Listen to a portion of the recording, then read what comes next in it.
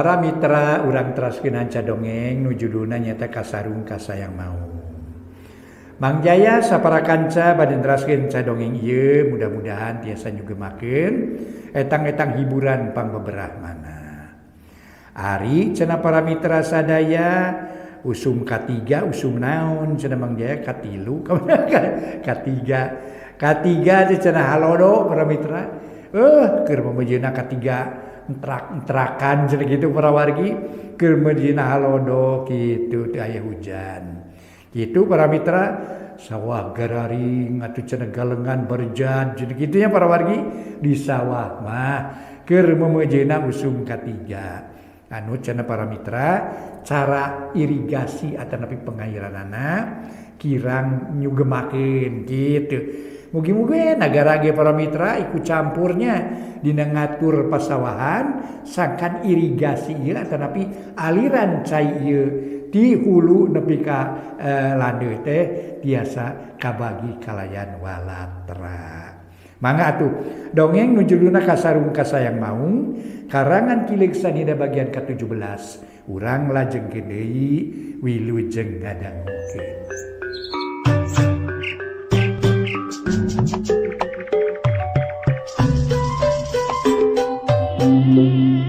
Para mitra kaum dangu, alhamdulillah Mang Jaya tiasa mancen tugas deui neraskeun hanca anu katuna kamari.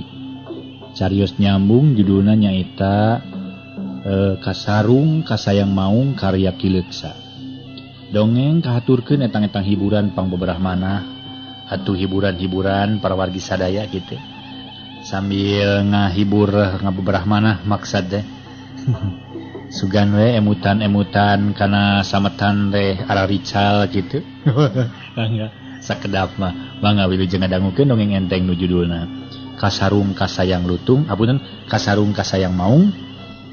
Ieu dongeng teh pamiti lepat parantos dugi kana lika basuri harita teh munutulung kasarim pikeun ngadegkeun buminya.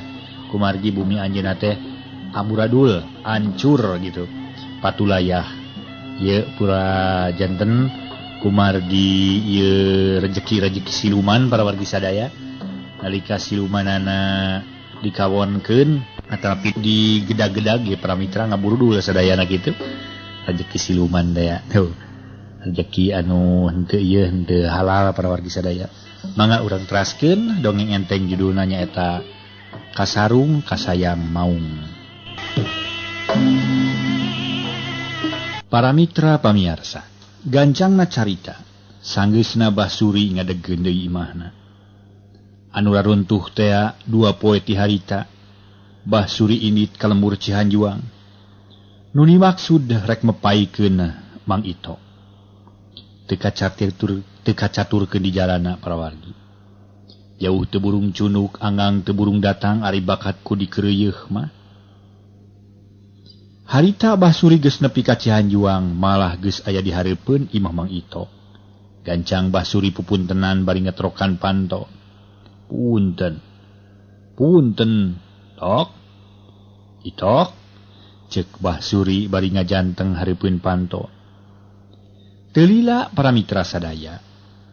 Torojol pamajikanana Bi Itok anu ngaran hapunten Mang Itok anu ngaran Bilani. Nyampeurkeun ka hareup kolotrak mukakeun panto barang breh aya basuri pok Bilani nyarita. Heuleuh, geuning aya tatamu. Mangga calik abah. Cek Bilani bari brai panto dibukakeun. Sarta teu talangke bar Bilani ngamparkeun samak. Basuri pok nyarita deui. Nya abah lani ari Itok aya. Cek basuri bari jek diuk dina samak. Nu geus diamparkeun teh Bilani pok nyarita deui. Aduh, hanya kapisan nuju teu aya di rorompok Kang Itok teh abah. Samali paranto saminggu teu aya, anjeunna teh teu mulang-mulang deui. Na aya pikeun saeun naon kitu abah? Cek Bilani bari emok nyang hareupan semahna. Allah. Geuning geus lila luntana teh Itok teh nya. Ka mana cenah nyabana teh Itok teh? Jeung kumaha pesenan abah teh geus hasil? Abah teh meni nyeri beuheung sesongeteun ngarep-ngarep Itok puguh. Nu mawi abah? Abdi kitu terang duka ka mana angkatna pun lanceuk teh. Nanging waktos bade miosna mah kantos nyarios ka abdi. Saurna teh bade milarian lanak bodas pesenan abah teh ya. Atuh hapunten bae bah Kang Itok teh teu acan tiasa nyumponan kana kapalaina abah. Cik Bilani nyarita mang nalangsakeun. Hapunten mang nalangankeun tamada ka salaki. Ari Basuri teu bisa ditamadaan kitu bae. Lantaran ku siluman pamuntanganana geus ditagih janji. Janji pasini pasang subaya.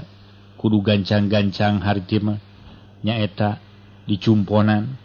Pok Basuri ngajawab, "Ih, teu gampang kitu Lani. Lantaran abah mesen lanak bodas ka Itok teh teu kosong-kosong teuing apan. Tapi ku abah geus dicukupan pangabutuhna. Parena dibere, duitnya kitu keneh. Jeung deui ceuk rarasaan abah mah teu saeutik teh. Dalam mun didahar ku nu rada bisa ngeureutneuneun mah bakal cukup sabulaneun teh. Hari jangjina rek sabaraha poe cenah Lani Itok teh." Ceuk Basuri bari ngareret ka Bilani. Bilani rada reuwaseun ngadenge caritaan Basuri bangun teu sugema. Pok Bilani nyarita deui. Kahartos ku abdi ge abah. Nanging dalah di kumah atunya ada geuning lanak bodas teh nu ku abah dipunut teh. Sanes satono biasa sajabiti sesah teh milarianana. Newakna ge teu gampil deui. Nanging sok sanaos kitu Kang Itok tetep we bade satia satuhu kana pamunuti abah. Anjeunna parantos saminggu teu mulih-mulih. Ta eta hiji tawis Kang Itok kacida sumujudna ka abah. Janten salami teu acan kenging mah nya hapunten atuh bah da sanes teu dipilari nanging sesah. Heueuh ngarti abah ge. Tapi si Itok rek sabaraha poe cenah luntana teh naha teu nyarita ka Lani. Sumu nyariosna mah kitu we abah satungtung teu acan hasil kenging lanak bodas moal waka mulih saurna teh. Janten abdi teu tiasa nangtoskeun duka sabaraha dinten Kang Itok nyabana. Duka sabaraha minggu, duka sabaraha sasihna kitu tah. Jawab Bilani bari ngeluk tungkul. Tapi dina hatena mah meni ngegremet bakat ku keheul ka Basuri. Nu nganggap enteng kana pagawean salakina. Bilani kacadang kacida ngaresah hariwangna. Sok sieun salakina jadi korban Basuri. Lantaran ku Bilani geus kasaksian kumaha kajadian nu tumiba ka Nyi Rustia. Tapi teu wani ari langsung nanyakeun ka Basuri mah. Basuri pok nyarita deui rada baeud. "Oh Lani, memang moal aya monyet hideungna ari nyarita jeung maneh mah. Lantaran nu boga gagatanana si Itok. Taku lantaran kitu, ku kitu ku kieu, lamun isuk ayeuna abah rek talata ka Lani. Sangkan dibejakeun ka si Itoknya. Pokona mah ku kitu ku kieu, lamun isuk pagi tos si Itok datang, kudu buru-buru datang ka imah abah. Ku abah dibere waktu 3 poe deui, 3 poe ti ayeuna nya. Lamun dina jero 3 poe si Itok teu bisa ngabuktikeun pagaweanana, kapaksa abah rek ngayakeun tindakan ka si Itok atawa ka maneh Lani ieu. Minang kahupukeun kumanana sakabeh dahareun nu kumaneh geus didahar kudu dipulangkeun deui ka abah. Lamun teu bisa mulangkeun kapaksa nyawa nu jadi gantina. Kitu tah Lani. Ceuk Basuri bari merong ka Bilani. Barang ngadenge caritaan Basuri kitu Bilani ngarongheap. Bakat kureuwas. Sajongjongan mah teu bisa nyarita gawenangan molohok bengong ka Basuri. Sedeng Basuri sajroning ngahulang tepok ngomong. Lantaran ngerasa kaget nempo Bilani masih keneh hirup. Ngomongna jero hate. Ai. Nah silani teh geni can modarnya saha manusia nu geus jadi wadal Prabu Anom teh. Anakna kitu. Tapi pira ku ari anakna mah tek ngaruksak nagara siluman. Teu ngarti aing mah. Buah-buah si Itok teh kawasi sarim bisa ngalawan siluman.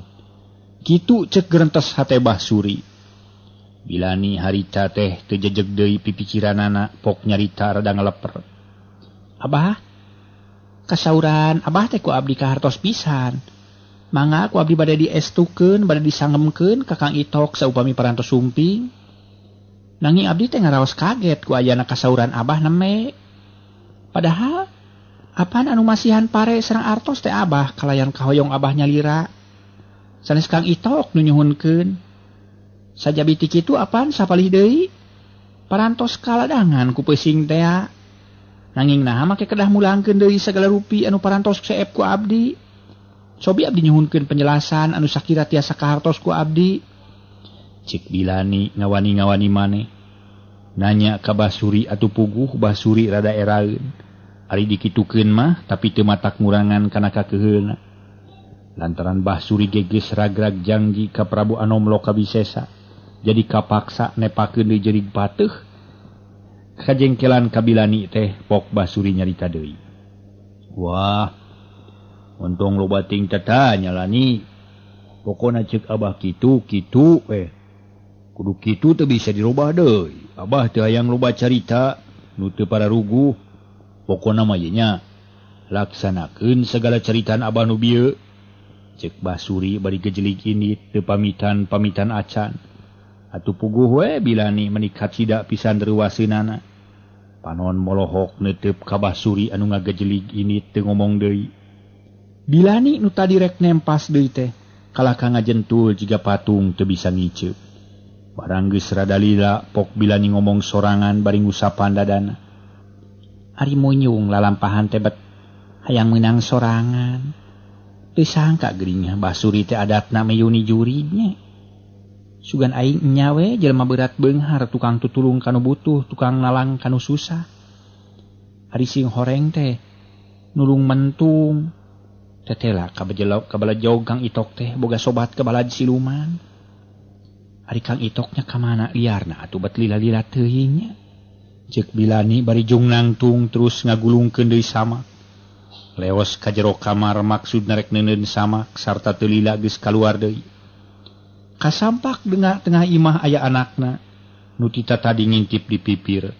Pok anakna nyarita bari melong ka indungna. Mak, eta sia mah teh nu bareto mere duit ka uing nya. Lain? Nah teh disuguhan dahar deui mak. Teu boga beas mah nganjuk we atuh ka ngarah uing ka bagian deui sesana. Ceuk sia kulup.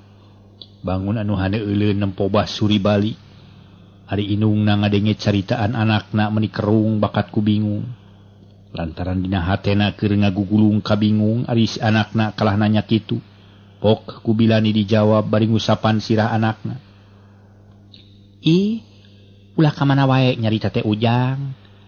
Teu disuguhan sote lain teu boga beas tapi semahna teu hayang ngeundahar. Geus Ujang geura ulin ka ditu anggur tong pipilueun kana urusan kolot pamali. Oh. Saha kolot pamali teh mak? Akina si Usro meuleuh nya. Ceuk si kulup bari tetep melong ka indungna. Cikikik Bilani seuri lantaran tetela. Anakna can ngartieun kana pamali, pok Bilani nyarita deui. Lain Pak Mali akina si Usro. Tapi pamali teh ulah kitu goreng. Geus lah, ulah buat tatanya teuing Ujang. Jaga ari geus gede moal burung nyaho geura. Jung geura ulin ayeuna mah. Mare kacainya.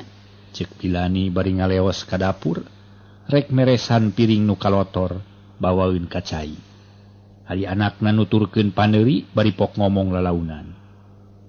Oh, nyaho atuh uing ari kitu mah. Jadi pamali teh hartina ulah kitu. Tapi memeh ulin uing ngenta duit heula atuh mah.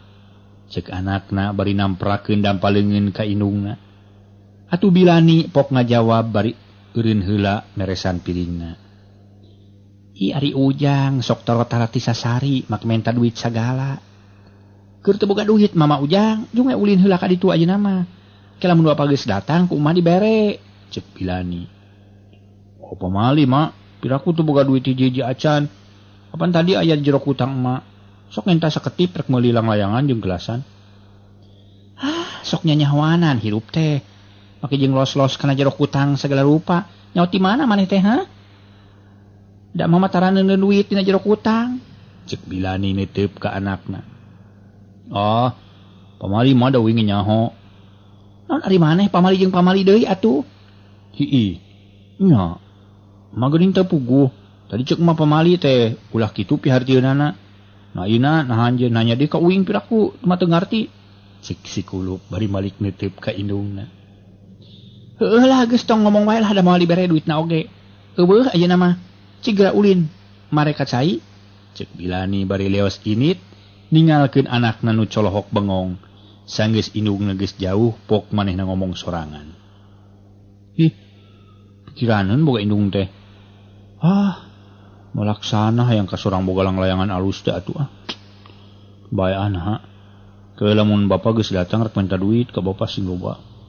Minta duit sabulaneun teh meuli layangan sing loba. Layangan terus diapungkeun make gelasan diadukeun jeung batur. Jeung nu si ucrit lah. Yang nyaho resep lah. Cek anakna bari jut turun ti imah. Terus lumpat nyampeurkeun deui babaturanana nu keur ngarome anak beuri. Barudak laleutik meuni riab ngarudag-gudag anak beurit nu geus leuleus balas di tajongan. Apunten di tarajongan. Ari di buruan tempat arulin barudak aya cai dina baskom. Jigana mah haja keur dipoe sangkan rada haneut pikeun ngamandian orok. Ari barudak teu nyarahueun disangkana eta cai moal dipake. Kap anak beuri teh ditewak ku curug jeung jempolna ku si kulup. Kiriwil dibawa ka deukeut cai dina baskom. Teu loba catur berus anak beuri teh diasupkeun kana baskom. Atuh puguh anak beurit peniroroesan hayangeun kaluar tina cai teu bisa. Keur barudak teh muni areak-eakan para mitra ear bakat ku bunga nempo cocoan roroesan. Malah mengeting alajret segala rupa. Ari nu boga cai nyaeta pamajikan Mang Lebe. Pada ngadengi barudak surak muni rame torojol kaluar nyampurkeun nu keur surak. Barang breh teh lapisan keur ngarariung baskom bari ting alajret. Biasana pamajikan Mang Lebe tara ngaganggu barudak ulin, tapi kulantaran harita nempo baskom nu ngahaja dipoe teh dirariung barudak, kapaksa nyampeurkeun barang breh teh lapiskan dina baskom aya anak beuri. Nu keur lalayaran atuh pudigdig, bojo Mang Lebe nafsu beungeut meuni geuneuk bakat ku ambek kan tawang nyarekan barudak bari nulak cangkeng. Tobat Gusti, naya barudak bangkawarah teuing nya. Nanaonan sia kunyu? Hayang dipalieskeun sia ceuli teh ha? Cai meunang ngahaja moekeun hayo diparake ngangon anak beurit sia. Cik bojona Mang Lebe bari gagejret kana taneuh, si Gatot Gaca rek ngapung para mitra. Tawa Gatot Gaca nu keur ngageroan lanceukna. Atuh puguh para mitra sadaya. Barudak teh raruaseun ngadengen nu nyarekan meninong toreng teh pribit barudak lalumpatan paheula-heula saurang ge eueuh nu wani nyarita ngalawan kanu nyarekan teh. Dina waktu ngan sakedeung bojona Mang Lebe geus pada naringalkeun ku barudak atuh puguh we bojona Mang Lebe teh teu beda jiga keur nyarekan anak beurit nu lalayaran dina baskom. Tungtungna pamajikan Mang Lebe ambak nyedek tanaga midek. Nafsu ngagedur nu dicarekan kabur. Bari jamedud blok cai sabaskom diseblokeun jeung beurit-beuritna. Teu lila antarana sabubarna barudak cakakak di jomantara aya nu seuri meuni ngagerenggeng. Minuhan sakuliah lembur Cihanjuang. Cungungung dituturkeun ku sora anjing nu babaung meuni reang. Patemalan patarik-tarik. Ari bojo Mang Lebe meuni ngarenyag satakar kebek. Panon molotot teu ngiceup-ngiceup melong ka anak beurit nu tetela beuki ngagedean. Sora nu seuri anger teu eureun-eureun. Sedeng anak beurit geus robah jadi segede ucing. Malah masih keneh terus ngagedean bareng jeung nu keur seuri nepok itu jerit bojona Mang Lebe ngoceak. Tulung! Jurig! Cenah bari deregdeg lumpat muru ka imahna. Kajeleng luncat ngalengkahan golodog. Meningan sajorelat ari dibarengan ku sieun mah. Rug banto ditutupkeun tarik naker sarta terus ditulakan ti jero. Ari tatangana nu kabeneran aya di lemur karageteun ngadengin nu ngajerit teh. Buru-dua nyalampeurkeun ka imah Mang Lebe. Tapi can ge tepi ka imahna sarerea meuni ngagerebeg lantaran reuwas para mitra jeung sieun buriak lalumpatan meuni silih tubruk jeung huting jareri. Mau, aya mau oi. Oi aya mau. Aya mau. Para mitra reang patemalan, patarik-tarik harita teh jalma teh sari sieuneun ku mau sing sieuneun ku mau. Lantaran teh lapisan anak beurit nu tadi geus robah jadi maung hideung anu kacida pisan gedena. Atuh puguh dina waktu nungan sakilat pisan. jalma-jalma urang Cihanjuang teh geus ngaringkeb maneh di imahna sewang-sewangan. Ari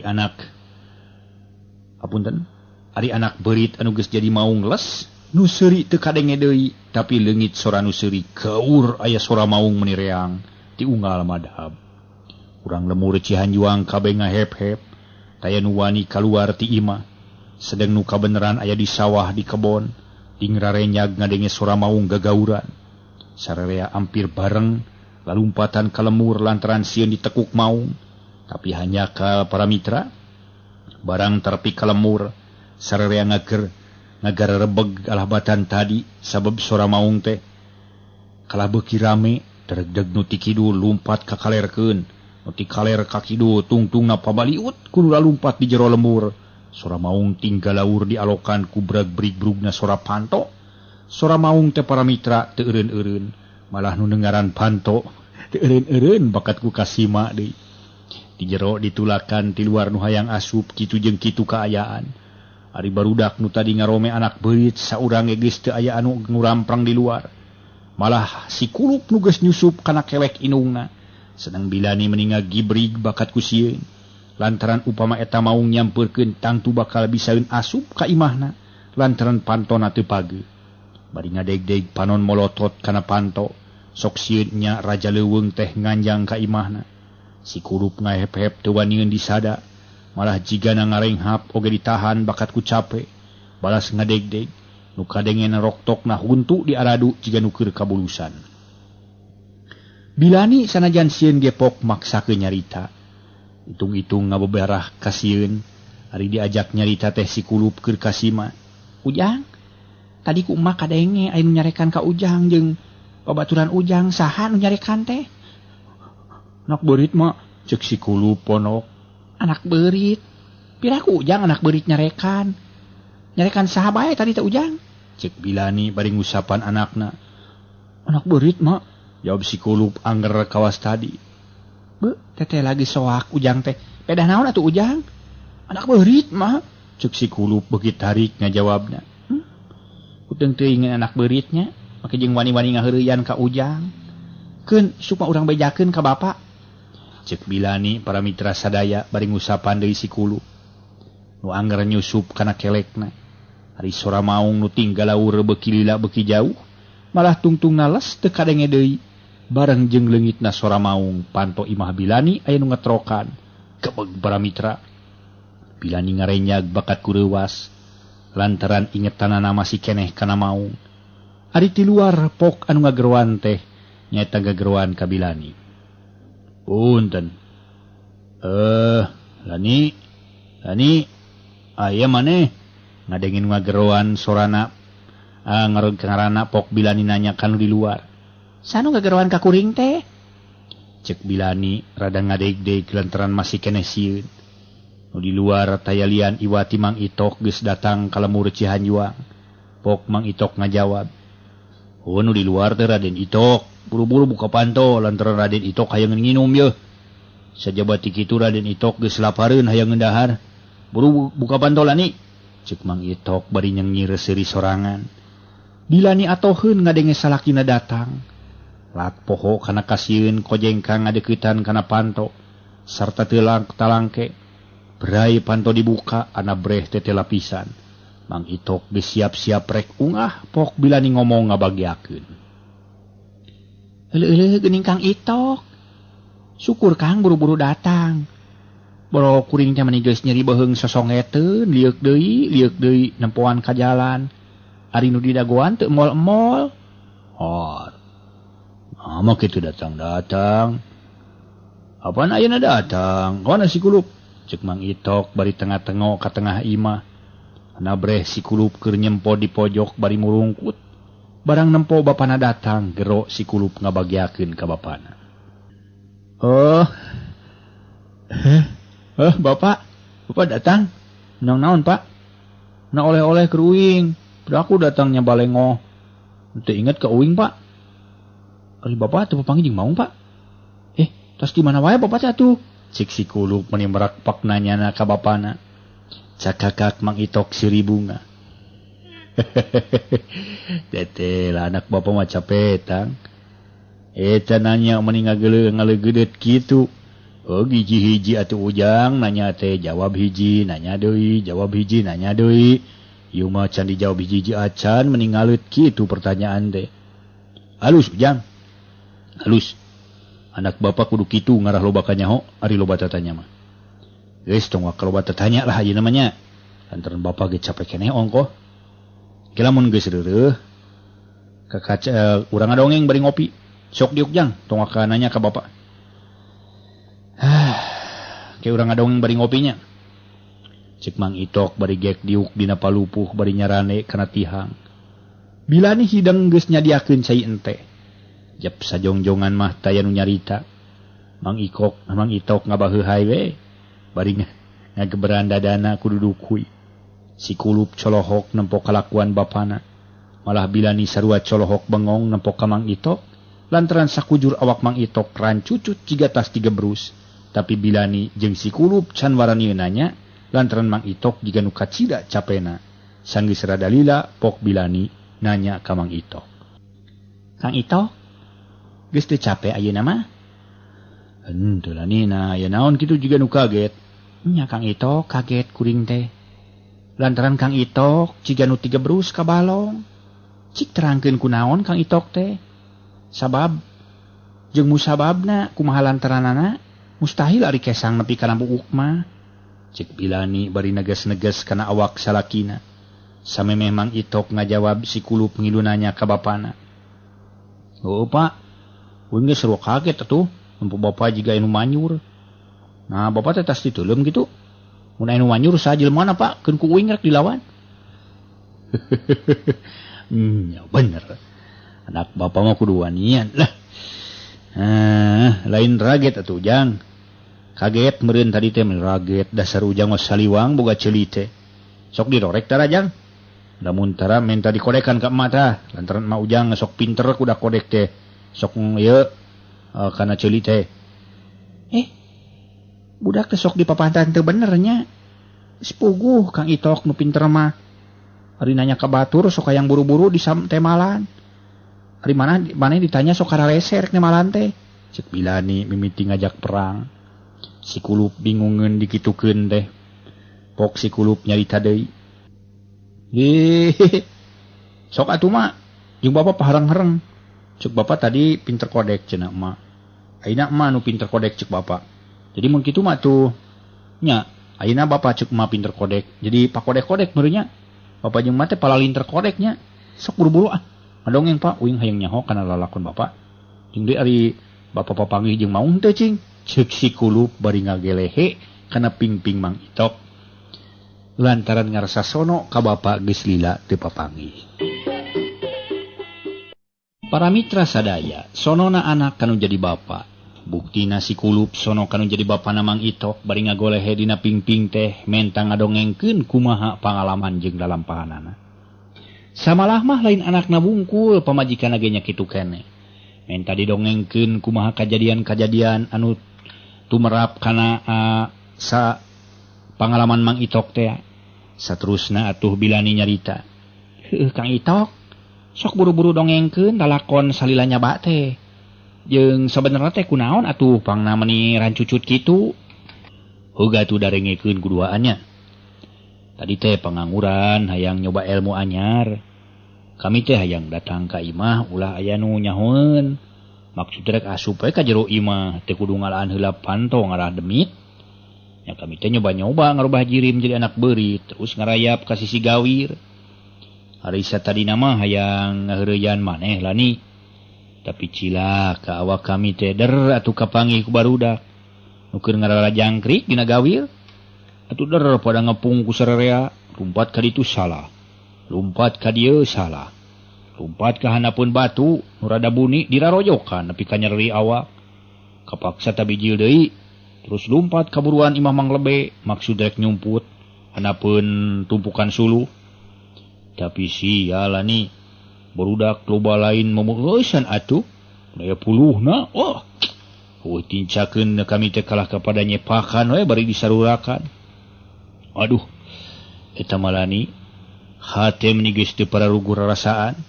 sok sieun naringang ku batu we rada gede katurug-turug keur bingung kitu teh kurunyung teh si kulup nyampurkeun ngilu ngepung beuki geumpeur we kami teh lantaran tetela si kulup wanian awak kami ditewak terus digubruskeun kana baskom nu pinuh ku cai atuh meuli abun ceuli kami teh bakat ku eungap mangkaning teh bisa ngojay kami teh da saumur-umur ge teu ngojay dina cai kajabati di darat mah untung we kami teh masih kene ditang tayungan ku maha kawasa bilebe kalayan kasatria geus hasil ngaburak-barik barudak nepi ka rabang lalumpatan kamana mendi ting kamana lumpatna sarta teu lila antarana kami dibahekeun jeung cai-caina tina baskom teh salamet geus kitu mah kitu teh anu mata keran cucu teh kami dasar keur sia dangkal ya cek Mang Itok puring mungkas caritana bilani jeung si kulup colohok bengong teu pati percaya kan omongan Mang Itok pok bilani nanya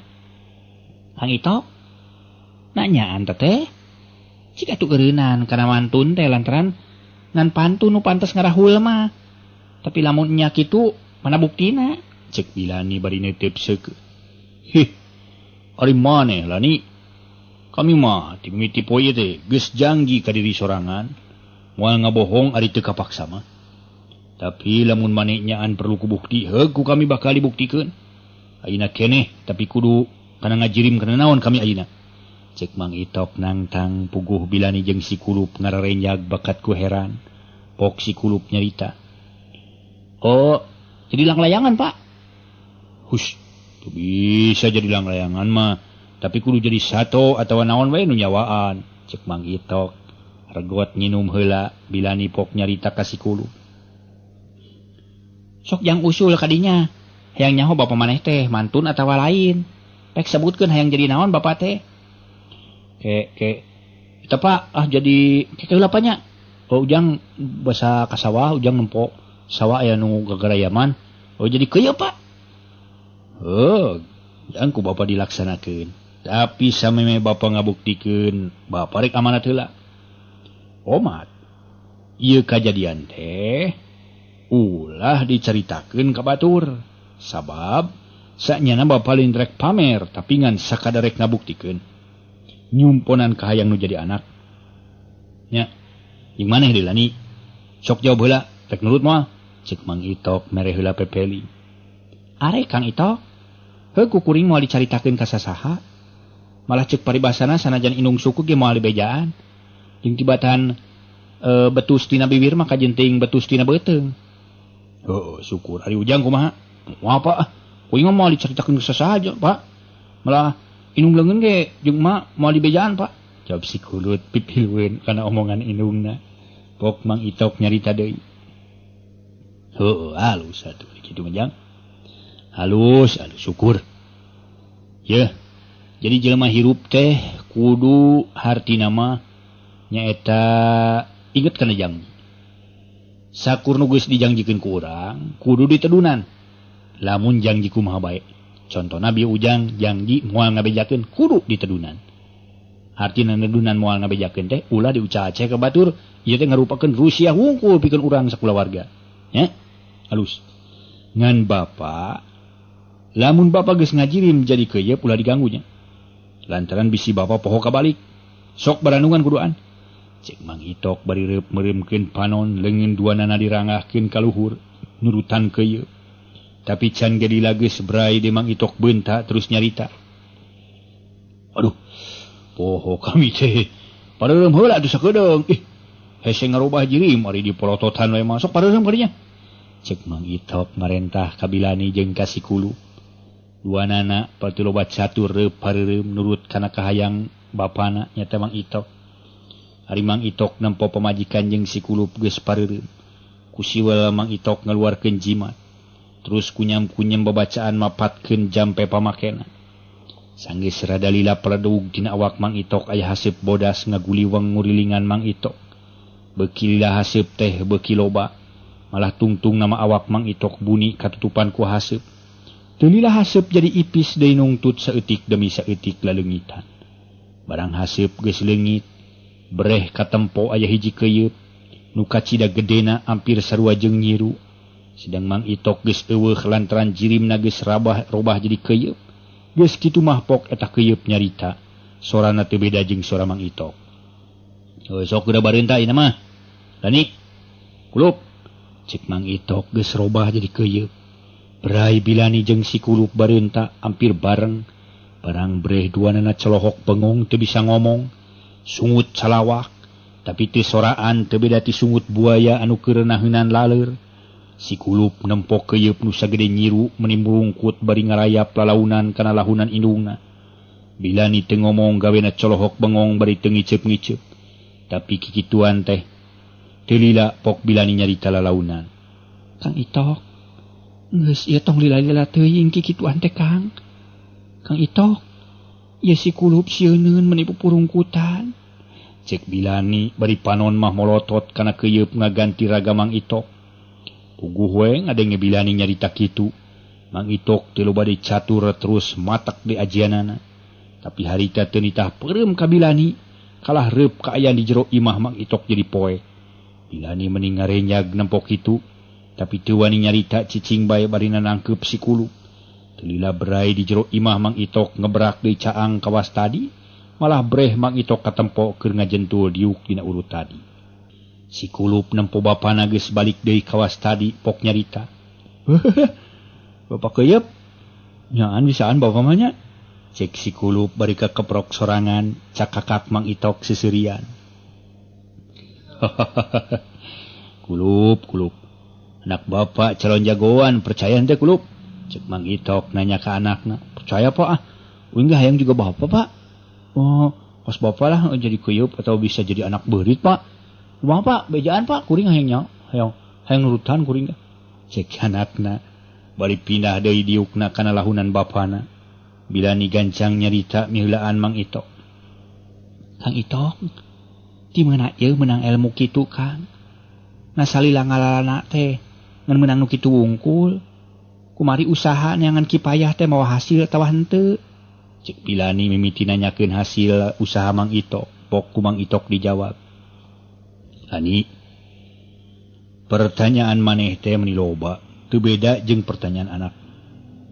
Tapi teu nanaon. Ku kami bakal dijawab kabeh. Kami teh unggal poe ngasruk-ngasruk ka unggal lemur, mapai-mapai ka unggal desa. Nu diseja rek teangan usaha.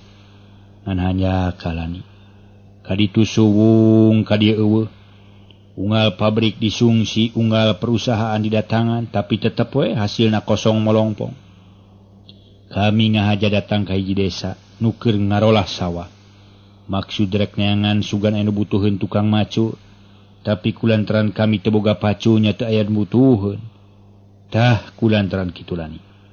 Kapaksa nu ngaran usaha neangan kipayah teh teu hasil. Ka hiji eta.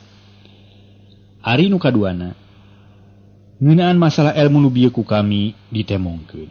Eta teh teu ngahaja neangan jeung teu ngahaja hayang boga ilmu. Tapi eta ngan kabeneran wungkul jigana bae kami geus ditakdirkeun kudu boga ilmu.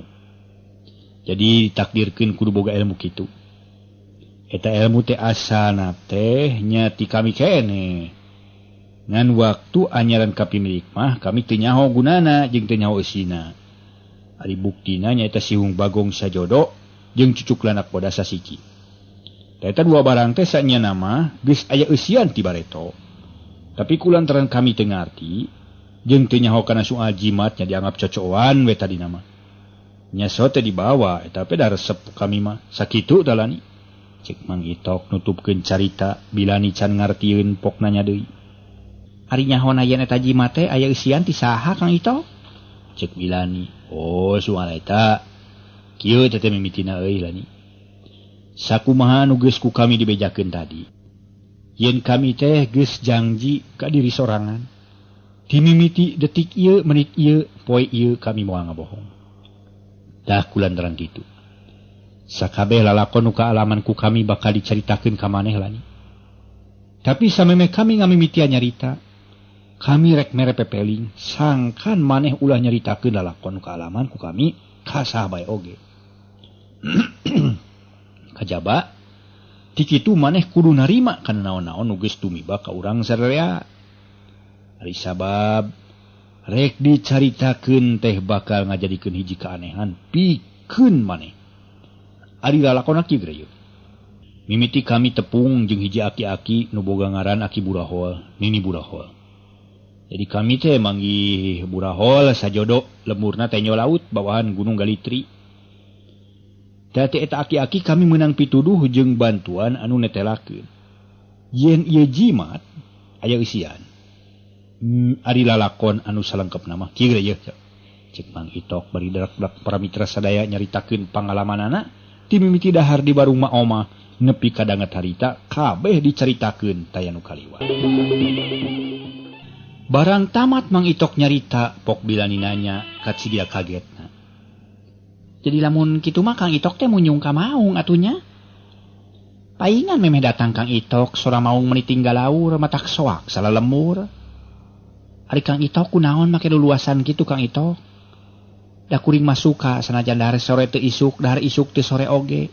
Jeung tibatan di paraban ku dahareun meunang munyung ye. Munyung mah lain kanu kitu. Munyung mah kudu ka inung, muja kudu ka bapa. Aya nu saluhureun teh eta Allah nu Maha Kawasa. Lain munyung kanu kitu patut Kang Itok goreng teh ieu. Cek Bilani nganaha-naha.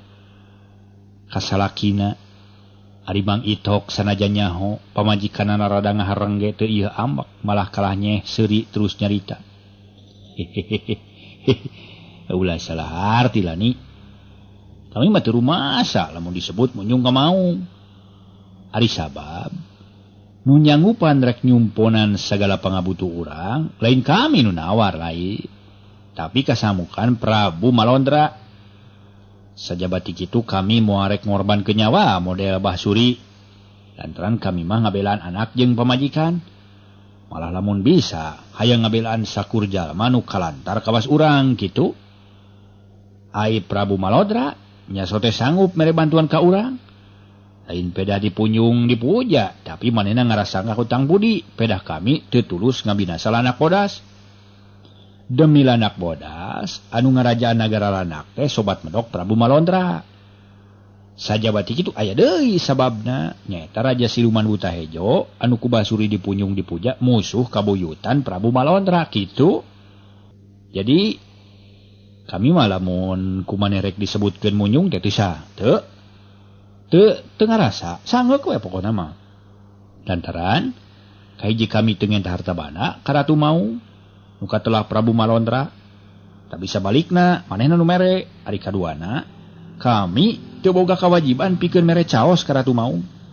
Katiluna kami mah teu kudu nyadiakeun sasajen pikeun ngajambu Ratu Siluman Maung. Kaopat sagala rupa harta bana nu geus dipake ku urang moal ditagih ku Prabu Malondra. Malah sabalikna lamun urang boga kabingung tinggal ngamat lengaran Prabu Malondra bungkul tanpa make syarat eta mah. Hiji-hijina nu kudu dilaksanakeun ku kami ngan merangan si Raja Siluman Buta Hejo nu ngawasa Bahsuri. Kitu nu sabenerna malani. Jadi mun dina naon teh anggota mah kami teh anggota luar biasa kitu lah di Kerajaan Maung teh. Jadi kami mah teu kudu make aya surut syarat itu segala rupa. Nu penting mah kami mah kudu bisa merangan musuh kabuyutanana nu ngaran Ratu Siluman Buta Hejo anu ngawasa Basuri. Ngarti teu? Sekali deui ku kami jelaskeun lah. Hayang ngarti pisan mah. Cek Mang Itok namahan deui katerangan ka Bilani. Dikitukeun mah Bilani meninga huleng bakat ku heran. Sajongjongan mah teu nyarita gawena colohok we bangong ka Mang Itok. Jiga nu hayang nyaho kana eusi hatena nu sabenerna. Teu panon seukeut nembus jajantung Mang Itok. Ku Bilani karasana asa ngimpi ngadenge salakina ngabalad jeung boga kababuhan ka bangsa siluman-siluman. Baheula mah waktu Bilani keur budak keneh. Kungsi ngadonge-dongeng ti bapana oge. Yen manusia sok aya nu sosobatan jeung bangsa siluman. Nah tu ari ayeuna bet kaalaman kudu jadi salakina pisan. Nu matak ngarasa keget jeung ngarasa kurang percaya pikeun Bilani. Tapi kulantaran Mang Itok geus ngabuktikeun omonganana, ku ngaganti jirim jadi keuyeub. Bilani jadi bingbang hatena sakapeung percaya sakapeung teu percaya. Lila-lila mah tungtungna Bilani nanya deui ka Mang Itok bari teu waleh neuteung. waktu selesai para mitra.